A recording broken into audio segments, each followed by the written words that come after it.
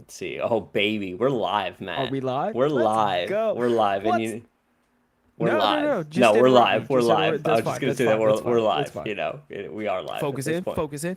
What's good, everyone, and welcome to episode 102 of the Bah. Playconomics podcast, where we break down the business behind your favorite video games, our favorite video games, and provide you with just a lot of financial context for industry trends. I'm one of your hosts, Matt Mascari, and joined with me today, as always and forever, is my man Bobby Koike. How Well, you doing, my guy? maybe not forever, Matt. Who knows?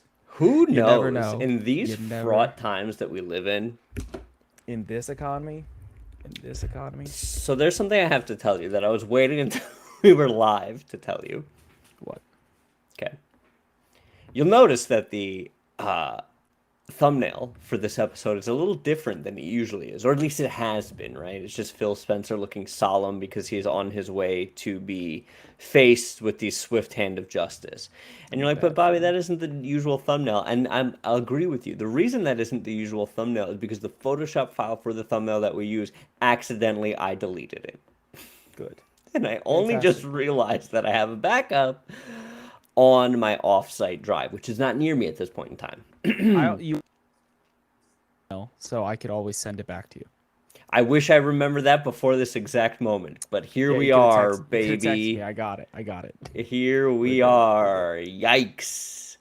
Love to see it. Love to Oh, see at it. least I'm not Phil Spencer, that's for sure. At least you're not Phil Spencer. But you know who else you really don't want to be right now? The the people responsible for E3, because it is absolutely on life support. They are currently uncertain whether or not E3 2024 and E3 2025 will happen. I'm Hmm. sure if it does, the big names and the Sonys, the Nintendos, the Xbox, the Ubisofts, because we know we'll miss them, Yeah, will like a also bad will not rash. will also not be in attendance. So with that question, and they blame COVID, we understand, but I think we've discussed ad nauseum on this show that they need esports. No, no, what do you think the future is of the E3 like announcements? Because what I think the most disrespectful thing about people forgetting about E3 and it having to cancel every year is that they still announce everything during the week that E3 was slotted for. Yeah, E3 is done. E3 is over. I've said this many times. The minute all these publishers realized they had the power to just do it on their own, So boom. so then how does Summer Game Fest happen? Well, okay, so what are the name me one big first party thing that was announced from anyone at Summer Games Fest? Nothing, nothing. Boom, there you I go. completely agree. So But Summer how does Games that Fest is the amalgam of everybody else's bullshit. Okay. So they survive. They're kind of like a like squirrel. They like get all the scraps and they get everything everyone doesn't want to include in their direct, and they're just the place to present that information. Well, yeah, but the other thing you have to understand about Summer Games Fest, right, Hmm. is the overhead is a fraction, is infinitesimal compared to what E3 was because there's Very no true. physical event space, right? Which, Very true. newsflash, nobody cared about the physical event space until 2017. I was at the first E3 that you could buy tickets to as a, Bobby was there first. consumer. Attended, yeah. Before Like that, it was not all media, not press, media. Yeah. right? So don't act like that's why you had PAX. That's why you had Comic So Con. That's why you had all this other extraneous bullshit. So it's like I'm on a tear today for a Monday live. love Oh, to I've see been it. Love eating to my see it. Wheaties. Just wait. I'd like everyone to note that 10 seconds before this podcast started, I was told, Matt, you're gonna have to carry this episode. And since then, Bobby has not stopped talking. So what I'll do, like sometimes what'll happen to me internally is Somebody will say something and you will feel a compulsion to say no. something else. Oh yeah, yeah, yeah. But like the camera will go on, I'll see the red light, and every cell in my body will do that thing that Henry Cavill does in Mission Impossible, where my entire body will just, and we're just ready to go. Love to Okay, see it. Maybe that's why I'm having trouble. Maybe it's because my camera has a blue light on it. I need to you switch it to a know, red light, and then my Sony, body will baby. go. Listen, Shh. even my camera is Sony, and that's why it's such good quality. Just saying. But In all seriousness, E3's on life support. Good. Let it be tossed on the ash heap of history. It served its purpose for the time that it was here, but it is no longer relevant in any capacity, esports or otherwise. rest in peace. Bring back esports. Put it in there. And while we're on the topic of life support, do you know what else is wholeheartedly and fundamentally on life support? And it makes me sad to this day. Is Perfect Dark. And if you remember last week on the Playconomics podcast, we uncovered a document where we found out that Embracer Group, who owns Crystal Dynamics, is in a lot of trouble. They're closing a lot of studios, and they're really, really firm handshaking with Lord of the Rings. And they're just like, no, we are going to completely abuse the fact that we own Lord of the Rings. Yeah, they said we have to, what was it? It wasn't abuse. What was the word they used? There was one like really scummy word. Yeah. I forget what it was, but it was something along the lines of like, we need to completely take advantage of. But like, I forget. They inappropriately described their relationship with Lord of the Rings, and it made everything very, very uncomfortable for, I'm assuming, the interviewer and everyone else that read that article. And the first thing that I thought of, being a tried, true, Perfect Dark fan that doesn't know the name of the main character, is what is going to happen to Perfect Dark. No one cares. Then we Newsflash. find out in an article by Pure Xbox today is that we won't see Perfect Dark until 2025 at best. And the fact check. When was that announced? What's been announced and we haven't heard of 2020. anything longer? Perfect Dark or Elder Scrolls 6? Elder Scrolls by a mile. Elder Scrolls by a mile. We found out about that in like 2017. Haven't heard anything. And just like I had also predicted on the podcast last week, after the whole FTC legal documents that got released, it looks like Elder Scrolls 6 is going to be a next-gen game. You think? You said it wasn't. You specifically on this podcast said that it's already developed, completely done, and it's in a break glass just in case state. Yeah, just like Metroid Prime 4, which we'll get to. Regardless,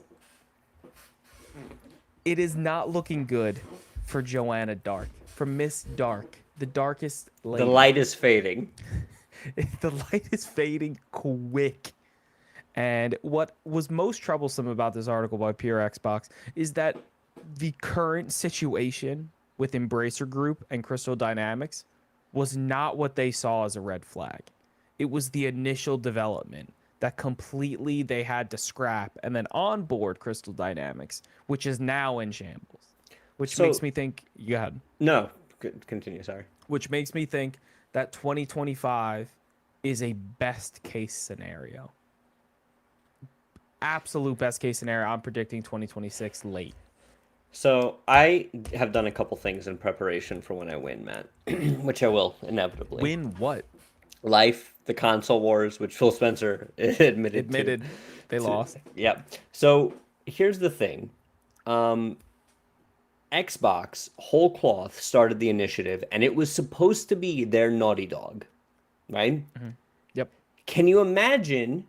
Actually, you can imagine. Because we are seeing this where these extraneous companies are coming into these first-party studios, Bungie overseeing Naughty Dog, Crystal Dynamics, which is not even a fraction of the talent of, and any of these studios, right? Well, Actually, Crystal Dynamics is much better than anybody at the initiative, because the initiative hasn't done anything and are clearly incapable of doing so. Coming in and overseeing your game, I think, is a first party that shows incredible weakness in your IP. I think it shows a mismanagement of general production assets when it comes to getting the final game off the ground. I bought a lovely cigar here that I'm going to open when the FTC hearing tells Phil Spencer to pack his shit and hit the road. Never happen. Oh, I can't wait. I have a theory. I have a bunch of theories I've been conjuring. Yeah, look. Here's what happens when you get studios behind properties with little to no cachet.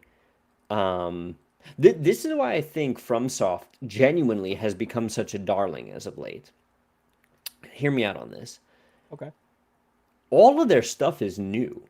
They don't really, aside from the Dark Souls series, have much to A/B test their own IP against, right? Like, we have Uncharted, we have Uncharted 2, we have Uncharted 3, we have Uncharted 4. There is a spattering of content that you can sort of order based on quality, sales numbers, etc., right?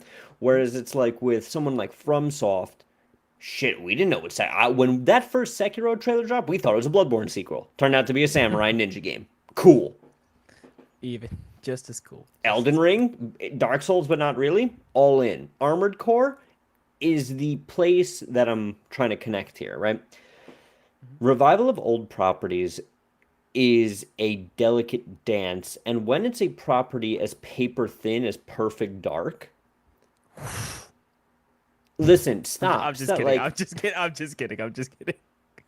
you run the risk of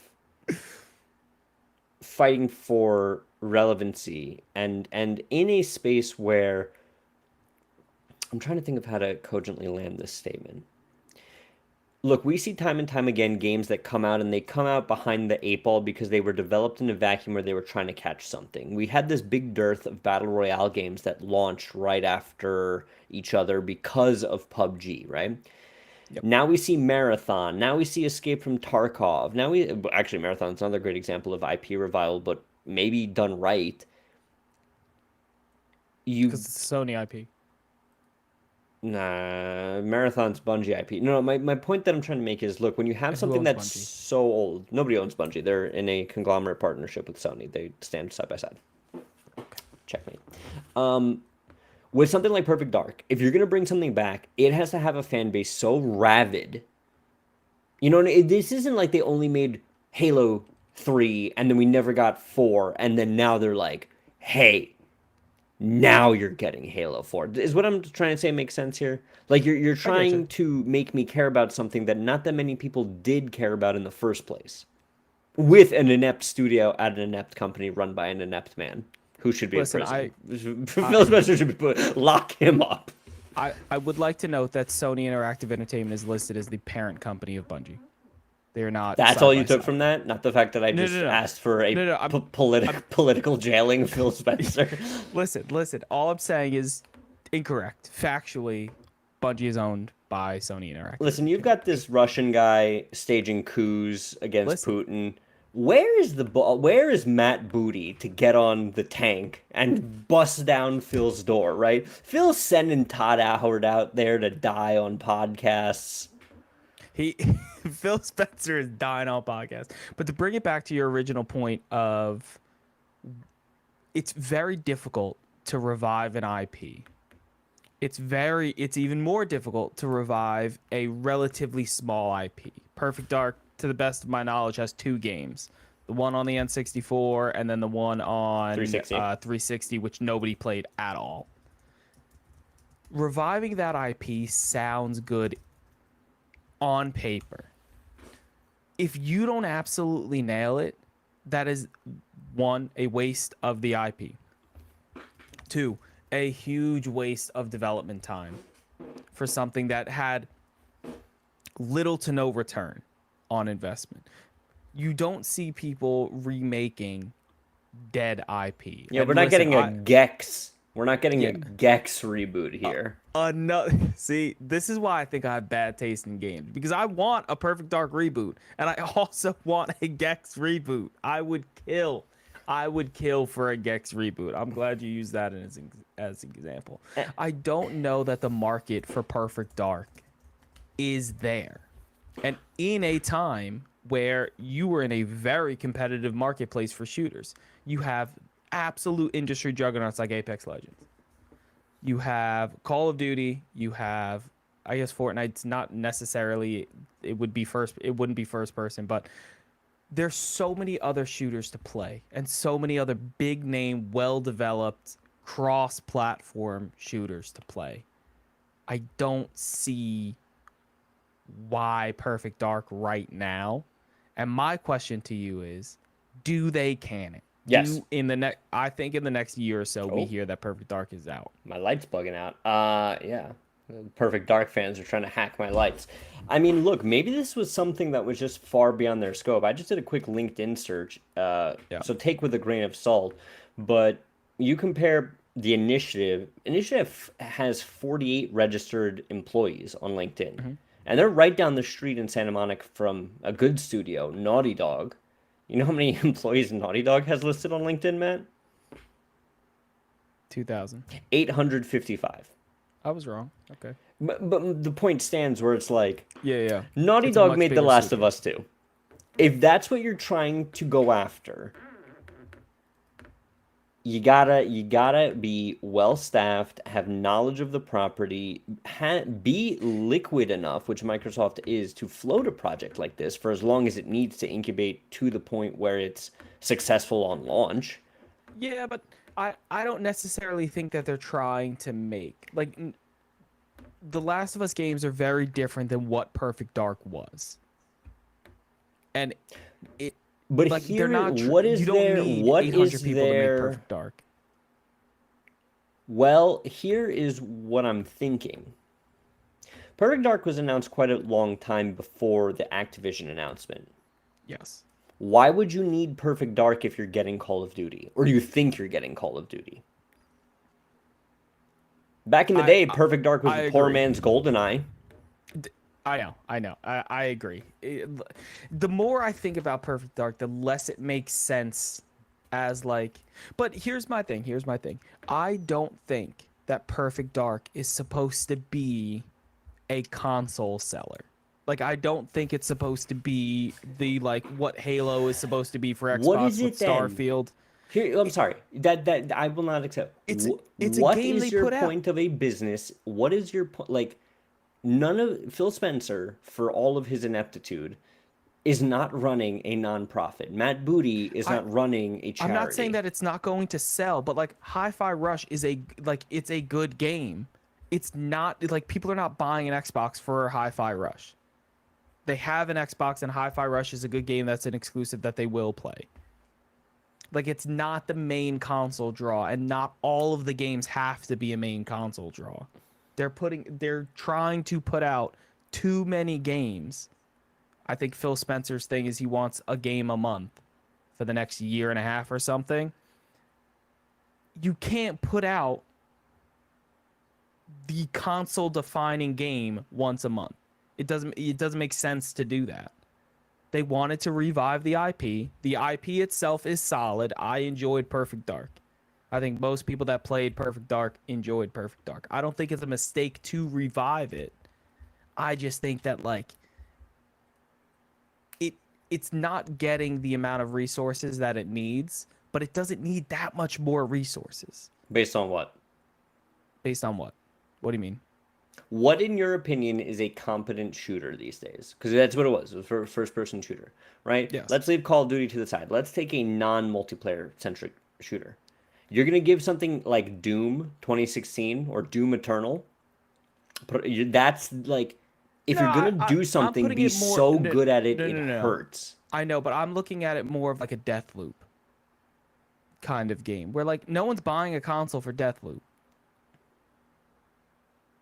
They're not. Like like Deathloop wasn't that good of a game, but it's still good. Like it is a good game. Like that is what I'm expecting out of Perfect Dark, a game on the level of Deathloop.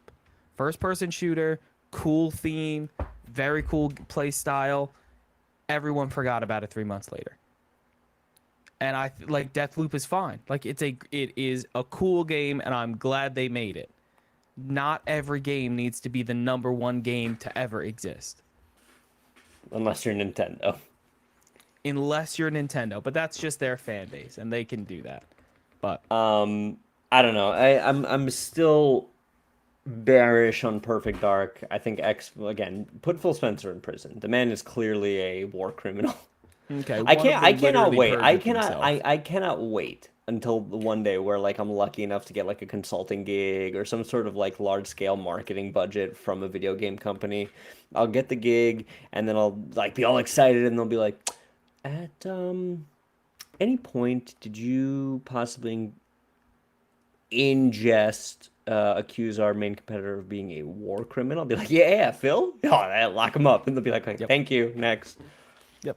Guy takes I'm off just his saying. face like Mission Impossible. It's Sonic. I'm just saying. I'm just saying. For the Phil Spencer, Jim Ryan comparison, one of them borderline perjured themselves based on these previous documentations that came out during the FTC initial court findings, but one of them didn't. But the one that didn't is brought up on war crimes. I understand that completely. You know why? Because here's the thing.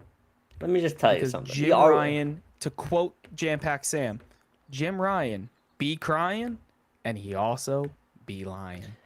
Jim Ryan's a man, okay? He doesn't send his little crony errand boy, Todd Howard and Matt Booty, out there to take the heat from. Jim Ryan stands his day in court and, yeah, commits some light perjury. But the point is... Did you not see the XCast interview after Redfall of Phil Spencer, of him getting absolutely berated? Did I and not see it? Matt, I watch it every morning. How could you say he's not in front of the camera enough? Yeah, that was a shocking display of ingratiation on Phil Spencer's part. Look, I'm done. We'll get to it. We'll get to it. We'll get to it. We'll get to it. We'll get to it. Shockingly, nothing. I have not booted up Final Fantasy 16 yet. It's not Monday. Not once. I played the demo. Played my 2 hours worth of demo. How far did you get in the demo? I don't want to pass the. I am in that first. I've beaten. Are you the done first with him being mini... a child? Yes, I beat the bog with the frog octopus mouth Venus flytrap. So are you? And then I stopped. Are you back to him being 28 or whatever? No. Okay. So I am farther than you. It's fantastic. It is a fantastic I don't know if game. I have the... I know, but based on every... Listen, are the cutscenes as egregious as everybody's saying in terms of their length? Like if you're just going on length, they are relatively long. They're so good though. Like it's like you were experiencing a movie. Like it's fantastic. Skip, slash. No, yeah, maybe next weekend really leading into the holiday when I have a little more time on my hands, I will yeah. It's really good. I'm about 2.5 hours, 3 hours in. And it's pretty good. The combat's really good. The story I think is fantastic. I think it's the most coherent. So far, yeah, like I'm very ingrained into the story because I'm still in the beginning part where everyone's complaining about the story. So I think the story will eventually wind down with how involved it is in my gameplay. So far, the story's awesome. It's fantastic. 100% recommend. And it's not like people are saying that the game's bad. It's getting 9s on reviews. No, I don't think it's bad. I just don't know if I have the time that it deserves to be devoted to it right now. It does suck because if you tried to pop that bad boy on for half an hour, you'll probably play for about 15, maybe 10, 15 minutes of it. Then watch the rest of the time, right? So, yeah. I don't know. Ask me next week. What about you? Tell me about it. Tell me what your thoughts. All right. So first, deep. The CPA specifically requested me tell you what I did this weekend. I was playing IRL Fish Simulator. Did you catch anything? No, absolutely not. But listen, a wise 17-year-old once told me, if you were supposed to catch something every time, it'd be called catching, not fishing. So, no, I didn't catch anything. Nor did we catch anything. That was not the point. The point was to be out there by the water with the fishes. Fantastic. While we were there, me and the brothers did the honorary asserting our dominance of who's better at Super Smash Brothers. It was me. Did you just make Jake regret being born? That's... Bro, he loves Smash. That's the only thing. Did you strip him of any manhood that he's that good at that game? No, he's really good at Smash too. No, he's also really good he needed to be made an example of. And Jacob, I'm talking to you, boy. But You put me on Final Destination as Cloud or Little You're Mac. you're literally trash at Super Smash Brothers, bro. That's never. That's not. What did I beat you 15 times in a row before you finally got one while I was playing as Sonic? And your entire person, your integrity as a man was on the line, about to lose to Sonic. And Yeah, you at put it least I together for didn't lose to Sonic. You put it together for one match. All right, But tell me what you think of FF16, Ian. Final Fantasy 16 is so far, but I don't know, it's close between it and Diablo. It's a very close second for Game of the Year. I think you can jump into Diablo quick enough that it kind of be like I could see people getting turned off by Final Fantasy 16. Diablo's amazing, but I was able to play it for like a day. I got about 2 to 3 hours into it. It's awesome. The combat's fantastic. Story's great. The world itself, I don't mind the map clicking where you're not actually in an open world. I personally think open worlds are overrated. Not every game needs to be open world. Well, that I agree with. Like it doesn't need to be. You can have maps, you can have fast travel locations. Some games hurt themselves by being open world, which Final Fantasy 16 or 15, from what I was hearing, I didn't actually play it. One of the biggest complaints was the open world. That it wasn't like fully fleshed out and developed. I could be wrong on that. That's just what I've been reading. However, Final Fantasy 16, in my opinion, has been awesome. With that, I know I ordered these funny, but I forgot that I was going to be talking about Final Fantasy 16 so much. You trying to do Final Fantasy 16 sales numbers? No, finish what we're playing, then we'll get into it. That's all I've been playing. Oh, okay. Yeah, that's why I was going to transition into it, because I was playing Final Fantasy 16. Yikes. Take me to those sales numbers, I guess. So, despite everything I just said about Final Fantasy 16, when compared to Final Fantasy 15, Bobby, I'm going to need you to keep your fanboyism in line for this next segment. Promise me. Promise me. Tell me you promise. Man, I'm literally right here. What do you want from me here? He didn't promise. He's not going to keep it in check. The sales numbers are disappointing, and this is brought to you by our friends at GamingIndustries.biz, and they're reporting the UK numbers for the launch of physical sales. Obviously, we don't have all of the digital sales numbers yet. It's doing really well. It's the #1 game selling right now in the UK. However, compared to Final Fantasy 15, it's down about 74% of where it should be, or where Final Fantasy 15 would have been. The issue and the big explanation for why that is because Final Fantasy 15 released cross-platform for both Xbox One and PlayStation 4. So I really wanted to bring this up to ask Bobby, do console exclusives help do anything but sell consoles? So I have some winners and losers. So rephrase the question, because before you try to get me. All right. No. I'm not trying to get you. So this is what I'm framing. Are console exclusives really good for anybody? Yes. So we got winners in the console exclusive battle, like of the wins in the console exclusive pro con list. Sony, Xbox, and Nintendo win every time because a good game is only playable on their console. That is a win for them. Gamers win as games are developed specifically for that platform, and we see better optimization for specific consoles. For example, you have a Sony release that is developed for Sony hardware. You have an Xbox release developed for Xbox hardware. You have Nintendo developed for Nintendo hardware. Because of that, you're able to get the best experience possible out of that game because you were designing it with that console in mind. The last win is it's easier to make a single a game for a single console than it is all consoles and PCs. So in theory, it would reduce development time. The loses when we have console exclusives. Developers lose sales figures due to only releasing on one console. Gamers do not get to experience the some of the greater games as their console exclusives.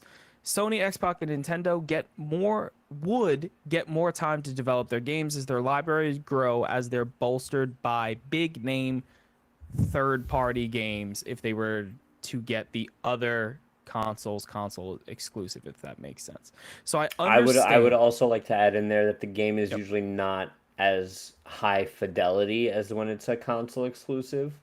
You see that in some like You're Demon saying it's Souls better. remake. No, I Yeah. think when it has to be optimized for more than just one console, it looks worse usually. Demon Souls Yeah. remake looks better than Elden Ring because it's a console exclusive. Yes, and that's what I was saying regarding the gamers win in the console exclusives, because those games are optimized for their platform. It's optimized for that console. It's not spread out between Xbox versus PlayStation or Xbox versus PC, PlayStation versus PC. So you lose that fidelity, exactly what you're saying.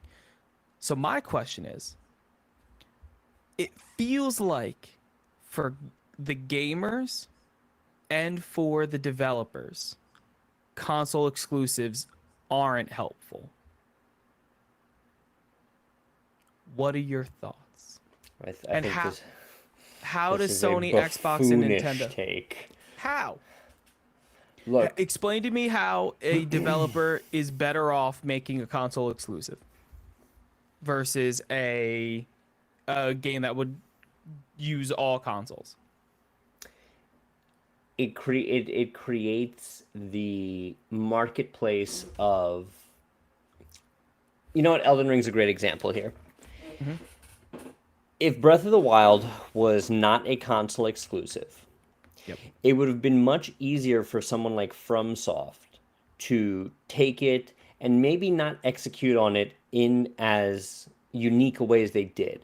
But because Breath of the Wild was a console exclusive, FromSoft then has to look at Nintendo and say, okay, they got that running on that trash. How? It's the, you don't get faster by running with people who run your speed, right? If you run with people who are faster than you, you might never win, but your time will always increase, right? So, the initiative not being able to have access to something like The Last of Us gives them a problem to solve and work backwards for that they otherwise wouldn't. Now, some people at the initiative who are inept at their job um, may not be able to square that problem.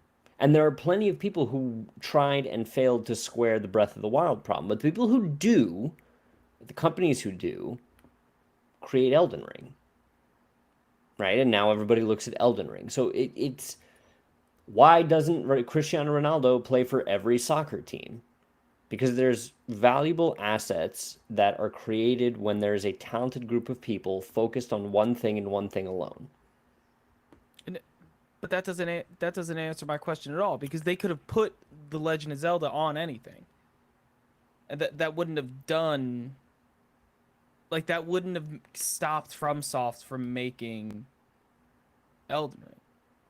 Like, my Mm, question is, would Elden Ring be more successful and a better product for FromSoft if it was a console exclusive? oh yes. Oh my God, yes. It would have made them more money. Yes, Elden Ring, if it was an Xbox exclusive, would have been a saving grace for Xbox. I Elden no Ring, no if it no was no a no. Would it have PS5 made exclusive, FromSoft more money? I yes, understand that yes, it would have been how? How could because it have? because you have to look at the long dollar here. So obviously, it gives exclusive sales depending on the attach rate of the console, right? So if let's say even go back a generation, right? Or we'll go back one generation and the one before that, right? Like if Elden Mhm, Ring was a PS4 exclusive with that high of an attach rate, it would have mhm. printed money. If it was an Xbox 360 exclusive, same thing, right? And you see the ebbs and flows of companies who want to do businesses on the platforms that are providing them the places that make sense. I mean, you really got to wind the clock back to, I mean, we were just talking about Final Fantasy. Final Fantasy said, "Hey, we want to make a game that's far ambitious," and Nintendo said, "Well, you got to make it on a cartridge." And then Sony said, "But what if we gave you a disc and you made the game you actually want, but you got to bring it over here only?" And they said, "Yes." Console Okay. exclusives are great for everybody. It encourages competition, it builds the attach rate, it fosters the community, it builds product alignment with your consumers. Go So ahead, gotcha me. no. Listen, my thing is, we're seeing such stark difference in sales numbers for like Final Fantasy 16 is a success of a game. Like it is a good game, and we're seeing drastically different sales numbers for Final Fantasy 16 versus Final Fantasy 15. So, So here's what I want because I want to move on soon because we have bigger topics to cover. But what I want to mhm. touch back on next week is Final Fantasy VII. How well did that do by compare? I think what we're missing here with Final Fantasy 16, and a big reason that I've been saying kind of behind the scenes here is like a lot of diehard Final Fantasy fans don't like this game. The overwhelming praise is coming from people who don't really usually play Final Fantasy games. Everything that people are boasting about this game, other than the story, is not a Mhm. traditional Final Fantasy thing. I agree. This plays way more because I was going to tell you that if you like this plays identical to the Tales games, like the game you openly mocked me for playing a million times, Tales of Arise. This is just the best version that game could have ever been. Right? Whereas something like Final Fantasy VII Remake has some of those elements, but it still has the active time battle. You can switch Yeah, party members. So I yeah. think that's the kind of missing piece here when it comes to it. I think this I is get just a that's fundamentally different product. gotcha. So not only is this game so much different, but it's also so the conflated sales numbers aren't necessarily that it's a console exclusive. It's more that it's not a traditional Final Fantasy game, and because of that, traditional Final Fantasy games players are not playing this. Correct. Gotcha. And just for clarity, I'm not saying that console exclusives are bad. It's just from a developer point of view, and you very eloquently put together why it would be advantageous. My question was, why do developers do these deals if it seems very black and white that if you put it on more consoles, you make more money? But that's not always the case because there where we do see Because different the revenue product plans. suffers, the Yeah, product suffers, right? Like, and this isn't a fanboy thing. The PS5 is more powerful than the Series X. If it's I not am, true. it It's is fundamentally 100%. not true. It's not true. Okay. It's just not. The SSD is better. It has more. Okay. It's not. It's fundamentally Let's go incorrect. back.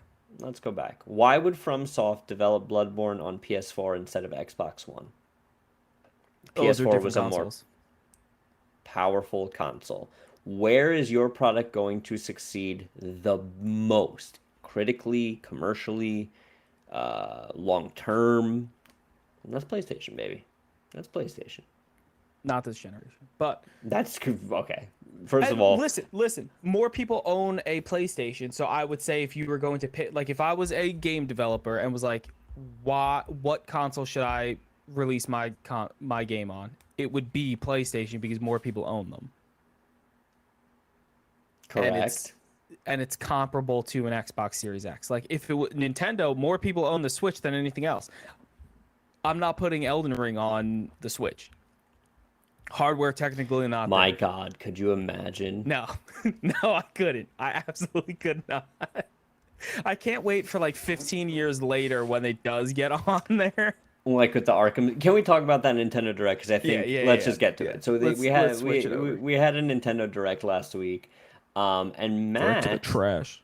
I think is a lot more bearish on this than I am. Why So don't you go listen, through your thoughts? Because I think mine is just kind of the counterpoint on just because I that's think fine. in large we kind of mostly agree, but my counterpoint is just at the end there. Yeah. So are we seeing the twilight end of the Switch?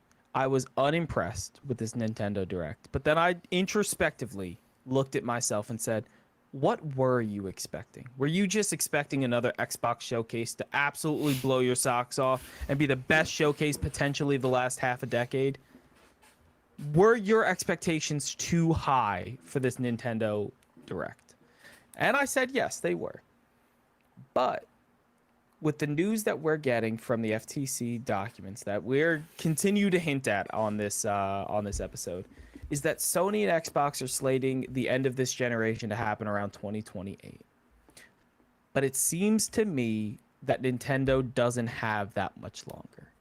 That I don't think it has much after 2025 before we need to see something new. And my question, so I don't think that's true.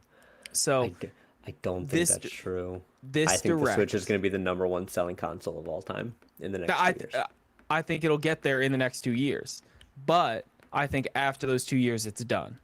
Like it'll be the best-selling console ever within the next 2 years, and then it falls off a cliff. They Twilight it, but I'm not mad at this direct. It was fine, but it doesn't seem like there's anything with any like. There's nothing to really get excited about for Nintendo anymore. Breath of the Wild 2 came out. That's fine. There's not going to be another mainline Pokemon game. And the controversial thing, there's not. I think we see one more. I think we see one more. A mainline? I think we see a one more. mainline game. I'm not talking Legends Johto or like a Legends I think Arceus. we see one more. I think we see You another think we mainline. see Yep. Gen 10 on the Switch? I disagree, but I'm more than happy to be proven wrong. So I brought up my celebratory cigar earlier. Man, they are lighting cigars with $1,000 bills over in Nintendo right now. And my last point here is that there is no new big Mario game coming. Before Bobby jumps in and says, no, Mario RPG and no 2D Mario platformer or 2D Mario side scroller. That's not what I'm talking about. But let me explain why everything what did I say? Buffoonish, nincompoopish take here. I think I wrote it in the document. Yes, borderline nincompoopery. Listen.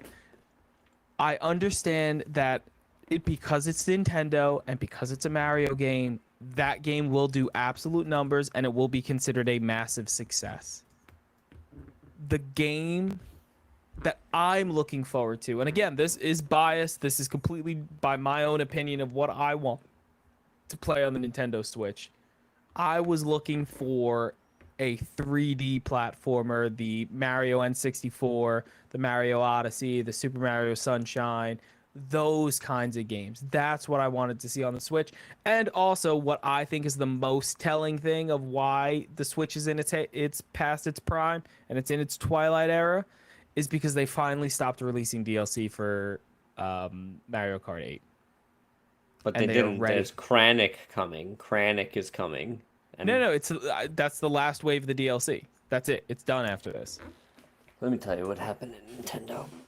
What So happened? all these guys got in a room together, and some intern came in, handed them a paper, and on that paper was the number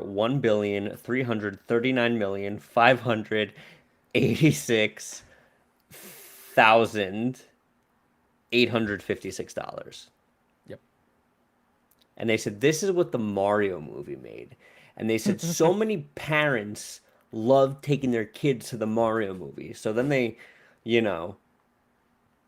threw the intern out the window for sport. Because they're Nintendo.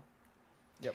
And then they said, what if we released the game that all the, 90s kids who went to go see the movie with their kids like, wow, when are you going to make a good Super Mario RPG? Just give them Super Mario RPG. And then just give the kiddies a side-scroller game. Release them both like a month apart. Dummies. And then, Matt, So you have. Let me tell you something. you were the target Nintendo- audience. You were the target audience. Are you playing Super Mario RPG? I never. It's a little older than we are. Mike is probably the target audience because that was an SNES game. We cut the tail end of SNES, I would say. Okay. Do you think more people have a sentimental attachment to a Super Mario 64 or Super Mario RPG? I think Like, Super would you Mario ra- 64 is just a bad.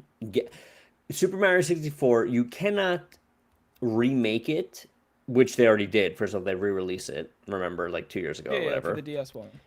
No, on Switch. Oh, like Remember? yeah, they did. They re-released it. No, I'm saying like that type of game, like the Super Mario 64 version of Mario, is what everybody really wants now. The side scroller's a nice secondary product.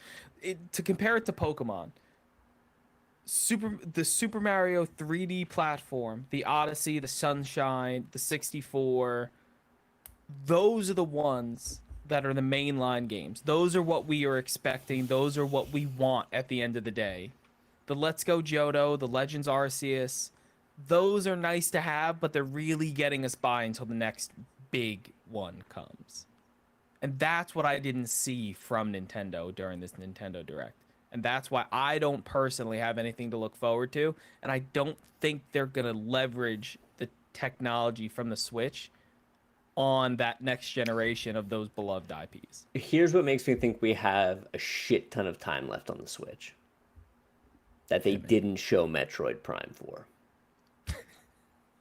Okay. That's fair. I don't think it's coming. I think it's coming. I think no. I think it's a Switch 2 launch game. Yeah. So that was the real thing that I took out of this argument, or this article that we read in the Nintendo Direct. What the hell do they do with the Switch now? Because it so perfectly did the handheld console thing. It gave us what we all wanted from our DS. What do you do for the next generation? So you're saying Switch 2. They just make a better Switch. Yeah. But not like the Switch OLED. We're talking a full... But if they make a Switch 2, is that the next generation? That's my question. No, Like, I think again Nintendo's done with generationals. Okay, but then you agree with my premise that we're not getting a mainline Pokemon game, we're not getting a new 3D Mario game, we're not getting a new Zelda until Switch 2. Zelda, no. Pokemon, yes. 3D Mario, maybe. I think they could get away with it. I think if in... So, similar to the way that the DS was preceded by the 3DS, while yes, they're all grouped together sales number wise. So I see what you're saying with the Switch technically won't die because Switch 2 will count for those sales numbers. But I'm saying on the dedicated Switch itself, where you can play that game on the Switch, I think we are done with all of those IP. We're done with Zelda, we're done with Pokemon, and we're done with Mario. And I think that's where we're going to see Metroid Prime. I think it's going to be a release. I think it's going to be a release game. Because it's too good to put on the Switch. It is too, like, they are missing out. What is too good to put on the Switch? I mean, Breath of the Kingdom. That sold well because listen, I've seen it. It's a good game. I understand. But if that was in development for so long, they scrapped Metroid 4. They need it to be good. And we saw what they put out when they remade Metroid Prime. That wasn't it. Although I think I remember correctly, it reviewed fantastically. It was a 10 on IGN. It was a 10. Ridiculous. Remember that? And look, I don't even want to talk about it. I want to get to I want to get to the FTC stuff. Pokemon Mario Wonder is gonna. I will buy Mario Wonder, and if this was Mario and Luigi Bowser's Inside Story, the greatest one of all time, or Dream Team. No, you know what I want to see, and I'm waiting for? Oh no, I take it back. They made one for the Switch. The Paper Mario. Origami King sucked. Just make the original Paper Mario again. But speaking of things that never seem to go away. Wait. Hold on. I just realized something. Maybe I should have done this earlier in the show. You said nothing to my text to you and the accountant. About what? That the woman who was the voice of Bobby Hill on King of the Hill was also the voice of Pajama Sam. Oh, yes, I saw that. Did that not break you? I'm not going to lie. I have no idea who Pajama Sam is. Not even a little kidding. And I didn't have time over the weekend to Google it to, like, appease you. So I I don't know who Pajama Sam is, and I forgot about it because I moved on with my day. But I'll Google him now and see who Pajama Sam is. What was he made for? Is he an exclusive? Is this just I didn't have a There's a PC. Sony going up? He was on PC. He was a children's point and click game, you fool. Yeah, bro. I like went outside and touched dirt. You didn't. You were busy having a childhood traumatic illness like I did. That's fair. But no, I've never played Pajama Sam, but I will look it up and I will have a voice comparison and see if they sound identical. They are. They do. Anyway, tell me about the FTC, Matt, and your war criminal leader. So, again, like I said, Jim Ryan literally perjured himself by saying that Sony would not financially ever recover. Pulled a good old what was he? The Tiger King. Good old Tiger King. Saying that they'll never financially recover, and then in an internal email said, we'll be absolutely fine without Call of Duty. Completely fine. But the meat of this article. I'm going to pull it down. I'm trying to find where it starts. Oh, Matt. Oh my God. I put in the notes that I have my own, I have a monologue. Here I go, boys. Bobby, shut up for a second. Who preps their own monologue for a podcast? Me. I'm going to start with it. Jim Ryan says, we will be okay. We will be more than okay. Meanwhile, Xbox is whoring out Call of Duty to literally everyone that would put it on their platform. Nintendo, you get Call of Duty. Sony, you get Call of Duty. Blasteroid, you get Call of Duty and Game Pass. All for at least 10 years, which will take us halfway through next console, so it will not affect console sales. It feels like the FTC has been reading clickbait titles regarding this acquisition instead of actually doing their research on the topic. Personally, I feel that the FTC's lawsuit is going to be overturned, not the injunction. I think the injunction to block this deal is 100% going to go through. You cannot have Microsoft acquire Activision before they have a legitimate court hearing. You can't do it because just in case it needs to be remedied, but they're not going to be able to block the actual purchase. Based on Call of Duty, what I am nervous about, and the only thing that I can see stopping this deal is the point made by the CMA. The CMA very accurately focused on the games as a service marketplace that Xbox is building, and that this is what will undo the deal if it happens, or if it gets overturned.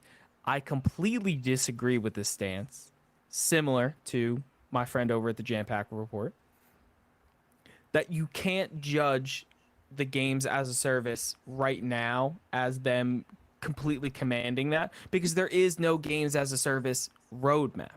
There is no buy-in from the industry until Microsoft makes a move like this. And then we will see this catapult, and we will see industry holdouts like Sony. And they did in their last direct. They they put a lot of focus on PlayStation Now and building live service games to put on there, or also building live service games.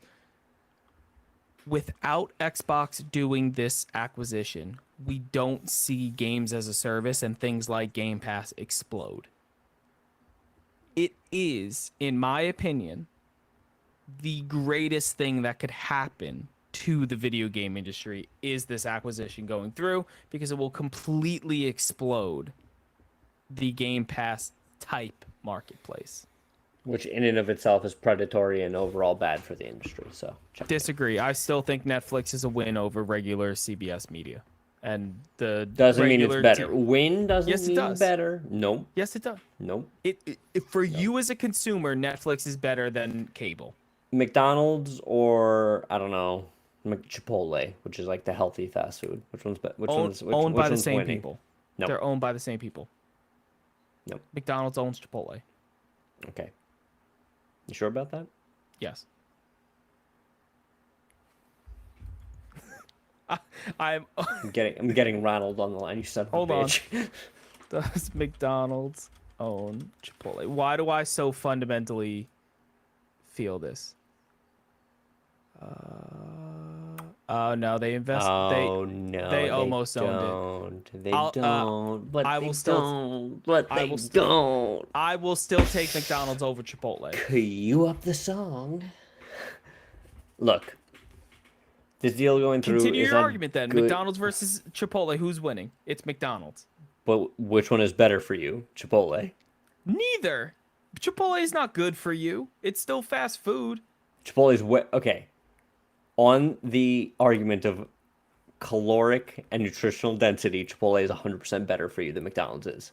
Agreeing that neither one of them is great for you. Yeah, but if I had to pick one, I'm not fooling myself into thinking I'm making a healthier choice by going to Chipotle. I'm just gonna eat the garbage. That's foolhardy. Look, man, I don't know what you want me to say. What do you want me to say, Jim Ryan? I want you to say that Sony is the reason that we have Microsoft buying all of these studios. I'm not. First of all, that's a ridiculous statement. I would never say that because it's not true. Microsoft fired the first shot. Microsoft fired the first shot. What? Sony bought Bungie after the fact. We woke up one day in January. What was the first shot? What was the first shot? The buying of Activision. No.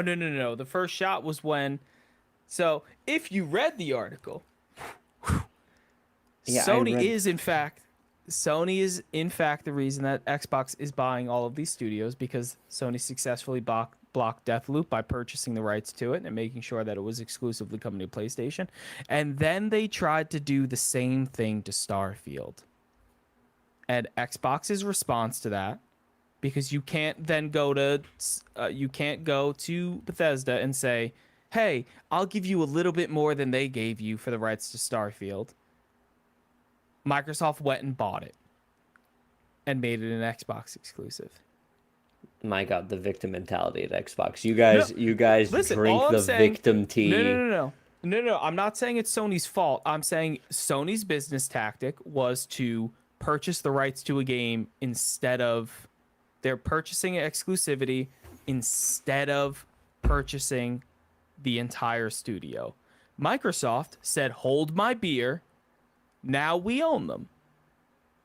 Mm-hmm. But you can't blame Microsoft for making acquisitions when they're making acquisitions in comment to what Sony is doing. Yeah. Okay. Yeah, you're right, man. You're right. This is all Sony's fault. That's what we want to hear. No, I'm not saying it's Sony's fault. I'm just saying you can't say that Microsoft is acting irresponsibly by buying all of these studios when they're doing it to I've combat. never once said that. I've said this is a duty. You literally said that it's a bad idea for them to buy all of these studios. It is a bad idea creatively. I think their final product will suffer. I think they can barely manage the studios they have now. What would make them think that they can manage more, even if they are on cyclical releases? Nothing about the production pipeline at Xbox gives me confidence that they can take on more work. And do you? You were also quoted as saying that these acquisitions are bad for the industry. They are, because they are a foster Game Pass. They were a direct response to what Sony did. So no, they weren't. That is so tone deaf, and you know it. It's not genuine. I'll end the podcast right now, and you know it. I'll do it because I won't be party to this, abject bullshit. Phil Spencer, at his heart, is a shark, and at the end of the day, he smelled blood in the water. So is Jim Ryan. Yes, he perjured himself. To be committed. Jim Ryan is gonna go to prison before Phil Spencer does. First of all, that's not true. What I love about Phil Spencer is that he came out and he was like, "Guys, we lost everything. We lost, guys. We lost all the other generations. What would make you think that this isn't gonna make us lose too?" First of all, that's who you people send out. Jim Ryan's out there at least trying. You mock Phil Spencer for not going out there, and then he goes out there, and then why are we sending out Phil Spencer? He's dragged out there by the might of the U.S. government. Okay, but to bring this and give you some financial... Brits didn't get him on the stand. Some financial context for what's going on right now. There is a huge turmoil with Xbox trying to make this purchase. So what we're going to cover now is what happens to Microsoft and Xbox if this deal doesn't go through. One, Microsoft owes ABK billions of dollars if this deal does not go through for any reason, It is part of their acquisition contract. The biggest thing that I wanted to bring up is obviously if this does not go through, Microsoft shares will drop due to them failing to make this acquisition. The bigger scare is that on January 18th, right before this was announced, this acquisition was announced January 18th, 2022, we were seeing shares for ABK around $65 per share. Currently, they're sitting, and overnight on, I think it was Jan 20 or Jan 23 that the acquisition was made public, it shot up to 80 to, or it shot up to 90, and it's been between 80 and 90 ever since. The reason it has stayed stagnant at $90 is because that is the buying price for Microsoft if they were to buy Activision. So having shares any Higher. bit over $90 is stupid. You're losing money because they're going to buy it from you at $90 per share. Since then, it's stayed at 80 to 90, or between 80 and $90. But what happens if this deal doesn't go through and it sinks to 65, back to 65, or potentially even worse? APK really hasn't released anything of note outside of Diablo 4. Call of Duty is in the same place that it's always been. It wasn't giving them numbers then. It's not giving them numbers now. Overwatch 2 is fine. I don't think it would have moved the needle in any significant way if this merger wasn't around. Diablo 4 is a big success. It's a fantastic game. Sure, a win for ABK. If they go back to about $65, they're going to lose $51 billion in share price and market cap. That is a huge hit. And yes, they've been steadily declining to get to that 65 originally.